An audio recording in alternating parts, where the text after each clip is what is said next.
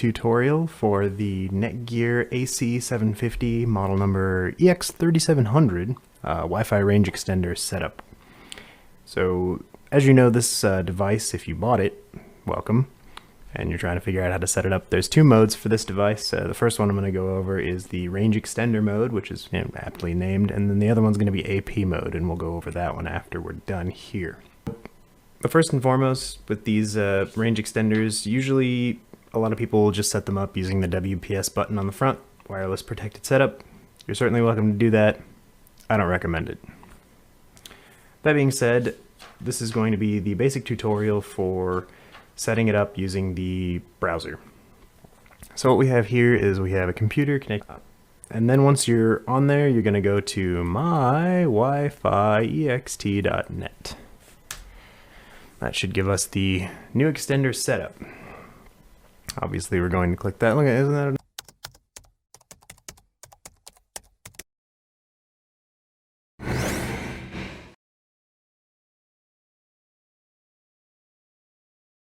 an adorable dog? Anyway, so new extender setup. And you're going to create an account.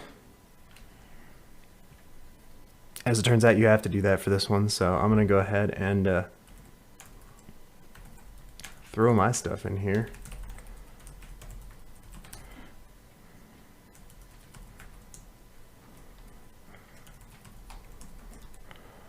Okay, select the question. The boxes go past the The boxes go past the edge of the screen, which is really super cool. But anyway, once you're done with that, we're going to hit next. And that should bring us to what you want to do, setting up access point or a range extender. So we're going to go through the range extender part, so we'll go ahead and click that and push on through. We'll take it a second to do its thing. And then we'll be given a list of networks to connect to. So at this point, you're going to want to find your home network and connect to it. Pretty straightforward. I'm going to connect to my test network there and my test network here. And then we're going to go ahead. It looks like it's not. So if you only have one or the other, you can untick the box up here. But if you don't have anything ticked here, it's not going to let you hit next until you tick something. So in this case, both of my test APs. And so we're going to go forward with that. And I'm going to put in my super secret password for both, as you should as well. And hit next. And then it should pretty much just connect to your wireless network and start repeating that signal. So that's pretty much all you need to do for the setup on that end.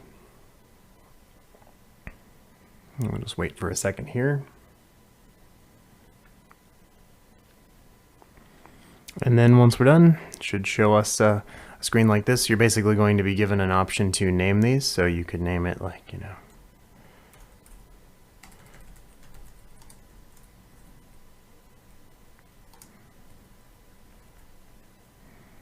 something, you know.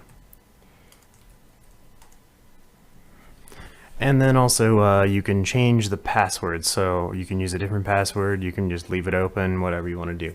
So then once you've done that, you'll just hit next.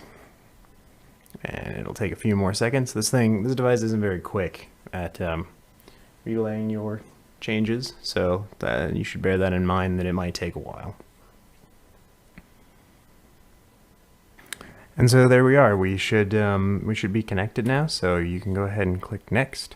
And now the user login here is going to literally be the login you used to set it up. So